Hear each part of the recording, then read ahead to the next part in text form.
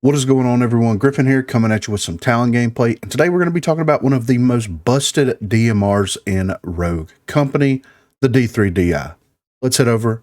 Let's check it out.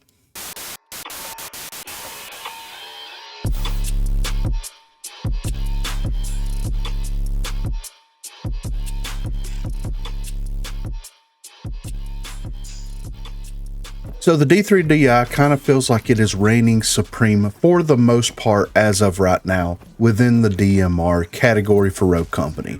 I know that in a previous update they actually did some tweaks to the Mamba and the Devotion where it didn't really feel like it did as much to those weapons as maybe some people would have liked to have seen, myself included. They still feel very good, they still feel very powerful, but I do feel like that entire placebo effect of where a weapon gets touched and a lot of people don't think that it is worth running any longer does apply to all weapons in all categories, right? And I think that that's kind of what's happening here with the D3DI, because the D3DI has been a very powerful weapon for a very long time, but a lot of people don't enjoy running the D3DI because of the fire rate of the weapon. I know that it fires a little bit slower, and compared the damage output for the D3DI versus the Devotion or on par with the Mamba, it doesn't realistically justify it being ran until something is touched with those other weapons.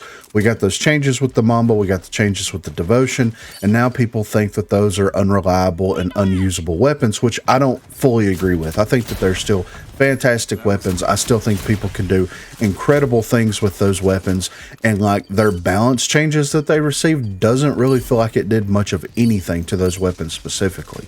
But placebo effect, D3DI enters the picture. This thing has been very powerful for a while.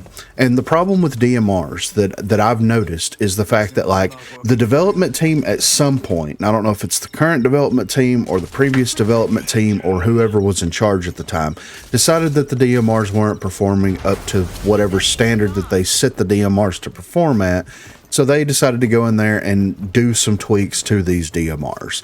And whenever they made the tweaks to the DMRs, they actually raised a lot of the damage or adjusted the fire rates for a lot of these weapons, effectively making the D3DI have a headshot multiplier that makes it a 2-tap headshot to almost everybody in the game. Like there's a couple of exceptions to that, of course, higher armor classes or armor tiers, you know, overheal chalk, things like that. Whenever you look at the body damage for this thing, it does a flat 42 across the board, and it has a pretty reasonable range of 16.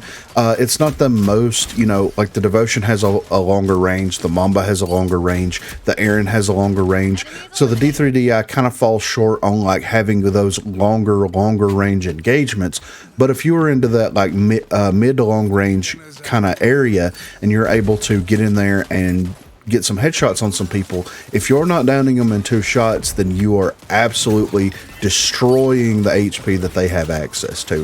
It is almost one of the perfect weapons for kind of existing outside of its actual range that it has, so that it can inflict a high amount of damage, so that your people that are pushing, you know, an objective can get in there and like 1 or 2 tap someone with whatever weapon they're running and be able to secure those downs. It is very powerful, and the hip fire for the weapon is really good right now. Whenever they touch the hip fire for the Mamba and the Devotion, I'm not exactly sure why they didn't just go ahead and just touch the hip fire on the rest of the weapons except for the Aaron, and they should have, of course, in my opinion, adjust the headshot damage values. I know that there's a TTK that the developers want to maintain, and I get that, right? But having like a weapon class that can 2-tap most rogues at a pretty reasonable range away, and that has access to weapons like the Mamba that does 75 headshot damage if you land all 3 bursts and things like that, does that make for a healthy TTK in the game? And it's like, well, you have to weigh all the factors in on this. Whenever you have something that has an infinite range, like the Devotion, that does like 80 something damage for the headshot, then is that really good or really bad? Is it a sniper rifle? Is it not?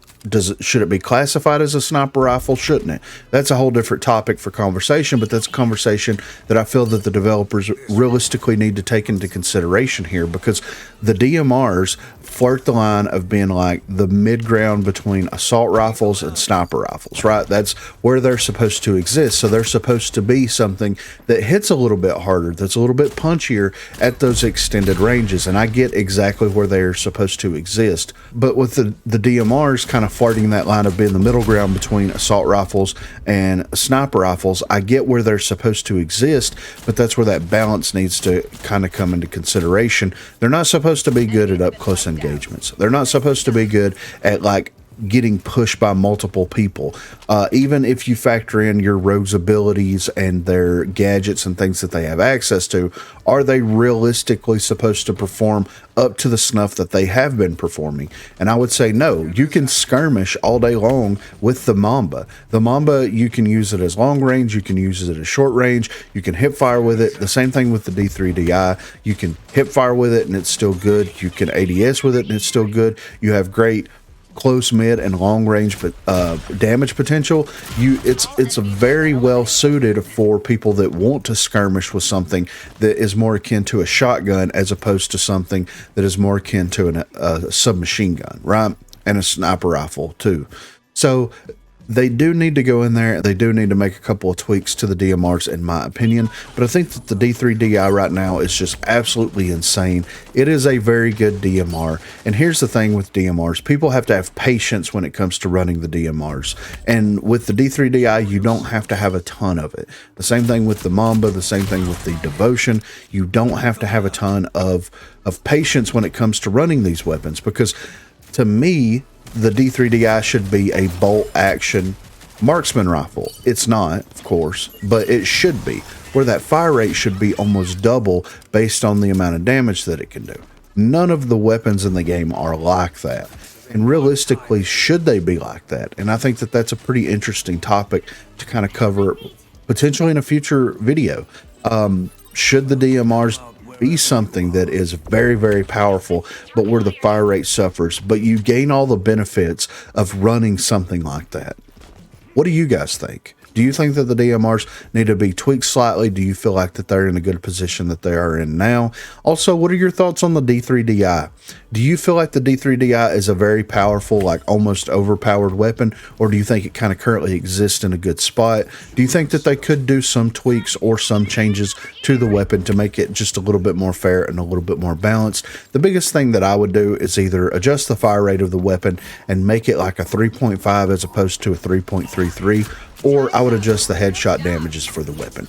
That's kind of where I fall in on it. And to me, with the DMR that shoots the way that the D3DI is, the fire rate's not going to affect the weapon whatsoever, right? Because whenever you have something that's fully automatic, the fire rate's going to affect how you control the weapon, the accuracy, things like that. With something like the D3DI, where it is a semi-automatic weapon that doesn't have any like accuracy loss per shot or anything like that, then it really doesn't matter what the fire rate on it is. You can adjust the values to kind of compensate for that. So do you think that that would be the avenue to go? Do you think that adjusting the headshot damages and the body shot damages for the weapon would be the way to go? What would you like to see done with a weapon? Or do you think it's fine and perfect the way that it is? Be sure to let me know what you think in the comments down below. Also, be sure to check that description for links to Facebook, Discord, and Twitter. If you haven't already, please be sure to like and subscribe to the channel. If you've already subscribed to the channel, then consider hitting that join button to become one of the 256 crew members. Lastly, on Thursdays from 8 until 11 p.m. Central Time, Sundays from 10 a.m. until we get tired, I will be streaming here on YouTube. So if you are interested and available, please feel free to stop by and say hello there. Thanks for watching, guys.